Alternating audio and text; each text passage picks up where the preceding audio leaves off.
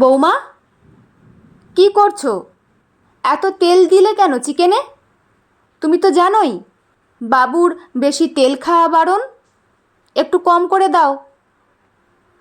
ঠিক আছে মা। হাতের খুন্তিটা পাশে রেখে কথাটি বলল শতরূপা। মুখে ঠিক আছে বললেও ওর মনটা এক নিমেষে অসন্তুষ্ট হয়ে উঠল। রান্নাঘর থেকে শাশুড়ি চলে যেতেই শতরূপা একটা দীর্ঘশ্বাস ফেলল। সব কিছুতেই এই এক জ্বালা। এটা কেন করলে, ওটা অমন কেন হলো, সারাক্ষণ শুধু এটা করো না, ওটা করছো কেন, করতেই থাকেন। ভালো লাগে না শতরূপার, তবুও মুখে কখনো কিছু বলে না। শতরূপার বিয়ে হয়েছে 3 বছর হতে চলল। শ্বশুরমশাই মারা গেছেন বছর 5 আগে। বাড়িতে 3 জনই আছে, তুষার, শতরূপা আর শাশুড়ি। ছোট্ট সংসার। সব কিছু ঠিকঠাকই চলছিল, কিন্তু শাশুড়ির সব কিছুতে এই মাতব্বরি করাটা শতরূপা একদম পছন্দ করতে পারে না। তুষারকে খেতে দেওয়ার সময় শতরূপা যদি 1 মুঠো ভাত বেশি দিয়ে ফেলে, অমনি শাশুড়ি কোথা থেকে এসে হাজির হবেন। বৌমা, ভাত বেশি দিয়ে ফেলেছো বাবুকে, তুলে নাও 1 মুঠো। দেখছো না দিন দিন ভুঁড়িটা কেমন বাড়ছে? তোমাকেই তো খেয়াল রাখতে হবে। শতরূপা মুখ বুজে ভাত তুলে নেয় ঠিকই, কিন্তু ভেতরে ভেতরে মেজাজটা খিঁচড়ে যায়। একদিন বিকেলবেলা শাশুড়ি ব্যালকনিতে বসেছিলেন। শতরূপা বাটিতে তেল নিয়ে শাশুড়ির চুলে লাগিয়ে দিতে দিতে বলল, আচ্ছা মা, আপনি কোথাও যান না কেন? ওর শাশুড়ি অবাক হয়ে বললেন, কোথাও মানে? মানে আপনার বাপের বাড়ি বা আত্মীয়দের বাড়ি। এই তো কদিন আগে তোমার মাসি শাশুড়ির বাড়ি থেকে ঘুরে এলাম। সে তো একবেলার জন্য মা, আপনার কি 2-4 দিন কোথাও গিয়ে থাকতে ইচ্ছে করে না? শাশুড়ি মৃদু হেসে বললেন, না বৌমা, আমার ঠিক ভালো লাগে না। আর এখন তুমি আছো বাড়িতে, তোমাকে একা রেখে গেলে পারবে সংসার সামলাতে? শতরূপা একটু জোর দিয়ে বলল, হ্যাঁ মা, খুব পারবো। আমি তো মাঝে মাঝে বাপের বাড়ি যাই, একটু রেস্ট নিয়ে আসি। আপনি তো সেটুকুও পান না। তাই বলছি, মামা মামি এতবার করে আপনাকে যেতে বলে, যান না, কয়েকদিন ঘুরে আসুন। ওর শাশুড়ি একটু চুপ করে থেকে বললেন, যেতে তো আমারও ইচ্ছে করে, কিন্তু তুমি এখনো ছেলে মানুষ, ঠিকমতো সংসার চালাতে পারবে কি না সেই চিন্তায় যেতে পারি না। শতরূপা উৎসাহ নিয়ে বলল, আরে মা, আপনি কিচ্ছু ভাববেন না, আমি ঠিক সব সামলে নেব, আপনি ঘুরে আসুন। ঠিক আছে, তাহলে বাবুকে বলে দেখি একবার। বলার কি আছে মা, আপনি সোজা বলুন যে আমি তোর মামার বাড়িতে যাব, কয়েকদিন থাকবো। আচ্ছা ঠিক আছে, তাহলে তাই করি। আর তোমার মামাকে তাহলে একটা ফোন করে দাও। ঠিক আছে মা, আমি আজ রাতেই ফোন করে জানিয়ে দেব। পরদিন সকাল থেকেই শতরূপার মনে আলাদা আনন্দ। ও নিজের হাতে শাশুড়ির ব্যাগ গুছিয়ে দিল, সব জামা কাপড় ঠিকঠাক তুলে গাড়িতে দিয়ে এলো।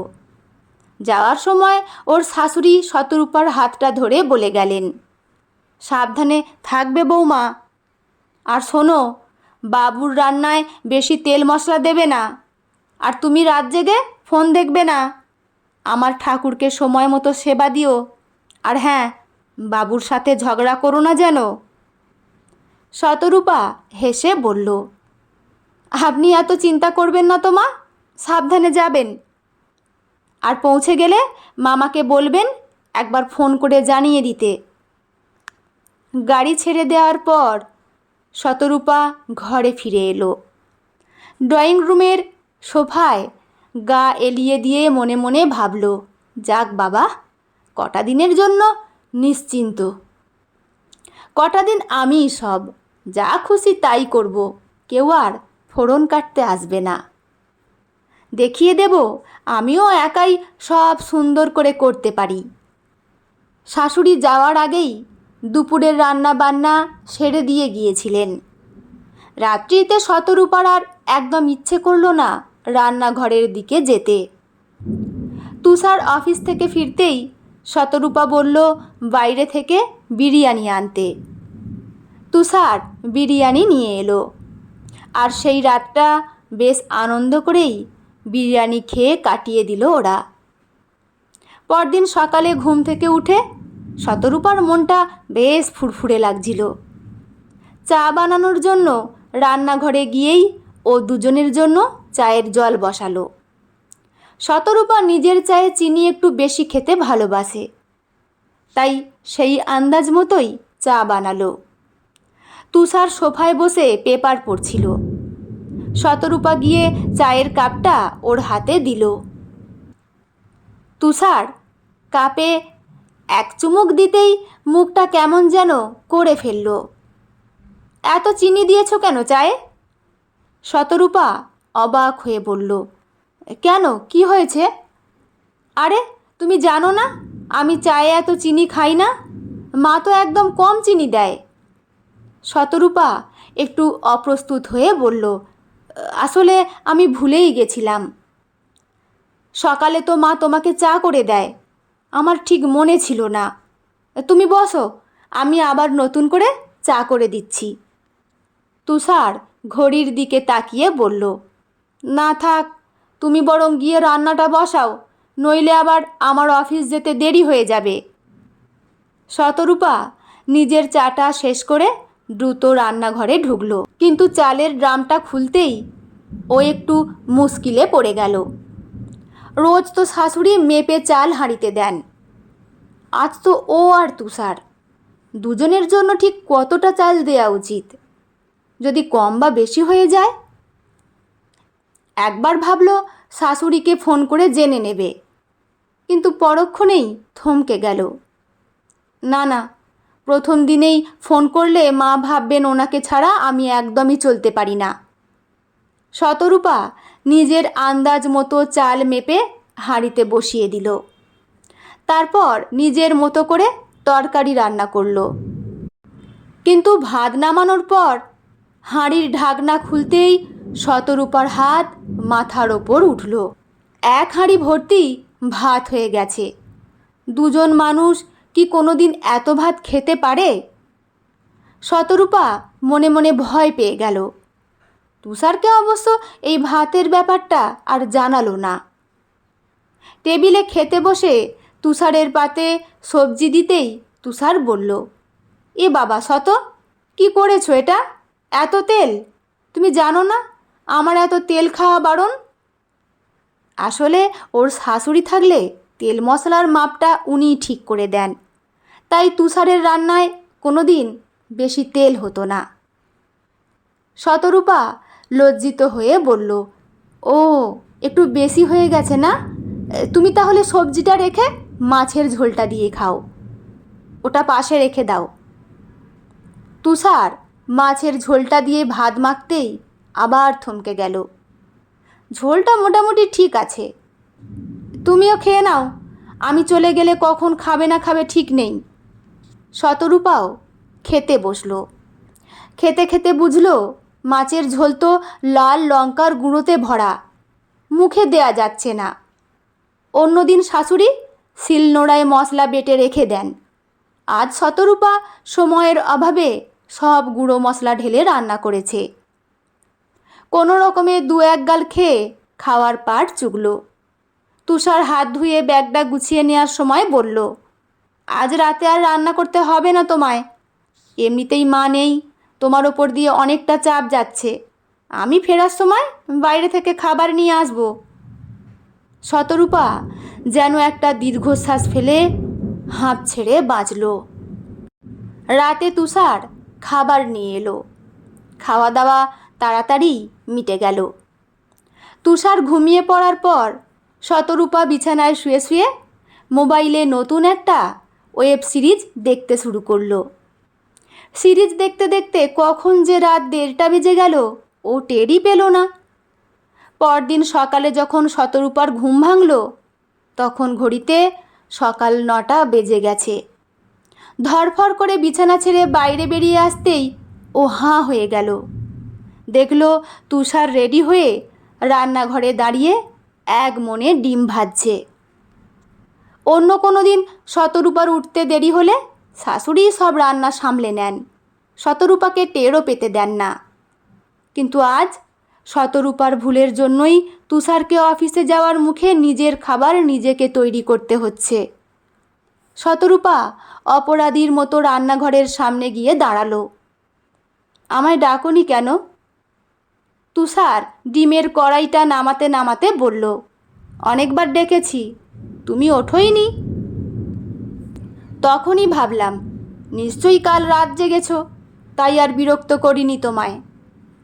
তুষার চামচ দিয়ে ডিমের টুকরোটা টিফিন বক্সে পুরতে পুরতে বলল, মাসি এসে সব কাজ করে দিয়ে চলে গেছে, ভাতটাও করে দিয়েছে, আমি শুধু ডিমটা ভেজে নিলাম। শতরূপা চুপচাপ দাঁড়িয়ে রইল, মুখ ফুটে আর কিছু বলতে পারল না। তুষার অফিসে চলে যাওয়ার পর শতরূপা ফাঁকা ড্রয়িং রুমে এসে নিঃশব্দে বসে রইল। পুরো বাড়িটা যেন থমথম করছে। ও একা ঘরে বসে অনেকক্ষণ ধরে নিজের ভুলগুলো ভাবতে লাগলো। এই কদিনে ও তো আসলে একটা কাজও ঠিকমতো করতে পারেনি। চা থেকে শুরু করে ভাত, তেলের মাপ, সকালে সময় মতো ওঠা, কোনোটাতেই তো ও পারফেক্ট নয়। অথচ এতদিন শাশুড়ি ওর পাশে থেকে সব কিছু ধরে ধরে শিখিয়ে দিতেন, গাইড করতেন বলেই সব কাজ অত নিখুঁতভাবে শেষ হতো। অথচ এই সাহায্যটুকুই শতরূপার এতদিন মাতব্বরি মনে হতো। মনে মনে কত রাগ হতো ওর। আজ একা হয়ে ও বুঝতে পারছে এই সংসারের প্রতিটা ইট কাঠের পেছনে শাশুড়ির অবদান কতটা গভীর। আজ সারাদিন শতরূপার আর কিচ্ছু ভালো লাগছে না। শাশুড়ি বাড়িতে থাকলে এই দুপুরবেলা দুটো গল্প হতো, একসঙ্গে বসে টিভি দেখা হতো, সময়টা কেমন যেন দেখতে দেখতে কেটে যেত। আজ যেন সময় আর কাটতেই চাইছে না, কোনো কিছুতেই ও মন বসাতে পারছে না। ও ভেবেছিল শাশুড়ি কদিনের জন্য বাইরে গেলে হাত ছেড়ে বাঁচবে, নিজের মতো স্বাধীনভাবে থাকবে। কিন্তু এখন বাস্তবটা ফেস করে দেখছে ঠিক তার উল্টো। এই একা থাকাটা স্বাধীনতার বদলে এক অদ্ভুত শূন্যতা তৈরি করেছে। শতরূপা আর এক মুহূর্ত দেরি করলো না, ফোনটা তুলে মামাকে ফোন লাগালো। হ্যালো মামা, কেমন আছেন? সবাই ভালো আছি বৌমা। তোমার শাশুড়ি তো সারাক্ষণ তোমার কথাই বলছে। শতরূপা একটু ইতস্তত করে বলল, মামা এক কাজ করুন না, মাকে কালকেই একটু বাড়ি পাঠানোর ব্যবস্থা করে দিন না, একা একা থাকতে একদম ভালো লাগছে না। মামা ও পাশ থেকে হেসে বললেন, আচ্ছা ঠিক আছে বৌমা, চিন্তা করো না, আমি আগামীকাল সকালে পাঠিয়ে দেব। রাতে তুষার অফিস থেকে ফিরে হাত মুখ ধুয়ে বসতেই শতরূপা ওর কাছে এলো। শতরূপা নিচু গলায় বলল, আজ দুপুরে মামাকে ফোন করেছিলাম। তুষার ওর দিকে তাকালো। কেন, কি হলো? মাকে কাল সকালে বাড়ি পাঠিয়ে দিতে বললাম। তুষার অবাক হওয়ার ভান করে বলল, কেন? মা আর কটা দিন থাকুক না মামা বাড়িতে, তোমারই তো ভালো, নিজের মতো করে সব কিছু করতে পারছো। শতরূপা তুষারের চোখের দিকে তাকিয়ে বলল, মানে তুমি কি বলতে চাইছো? তুষার আলতো হেসে শতরূপার হাতটা ধরে বলল, আমি কি কিছু বুঝতে পারি না শত? এই যে মা তোমাকে সবটা দেখিয়ে দেয়, এটা করো না ওটা করো না বলে, তোমার যে এতে রাগ হয় সেটা তো আমি বেশ বুঝতে পারি। শতরূপা লজ্জিত চোখে মাথাটা নিচু করে ফেলল। হ্যাঁ গো, সত্যি বলতে আগে একটু রাগ হতো, মনে হতো মা সব কিছুতেই হস্তক্ষেপ করছেন। কিন্তু এই দুদিনে আমি হাড়ে হাড়ে বুঝতে পেরেছি উনি আসলে আমাদের সবার ভালোর জন্যই সব কিছু দেখিয়ে দেন।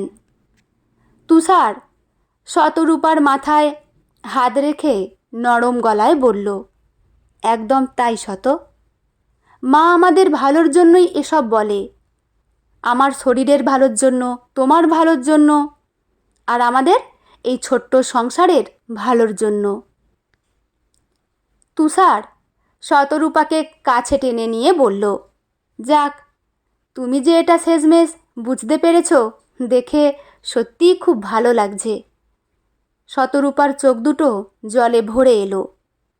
ও চোখ মুছে হেসে বলল, হ্যাঁ, খুব ভালো করেই বুঝতে পেরেছি। তাই তো মাকে কালই ফিরে আসতে বললাম। আসলে উনি তো শুধু শাশুড়ি নন, উনি হলেন আমাদের এই সংসারের এক প্রকাণ্ড বটবৃক্ষের মতো, যার ছায়ার নিচে অনেকে নিশ্চিন্তে আশ্রয় পায়।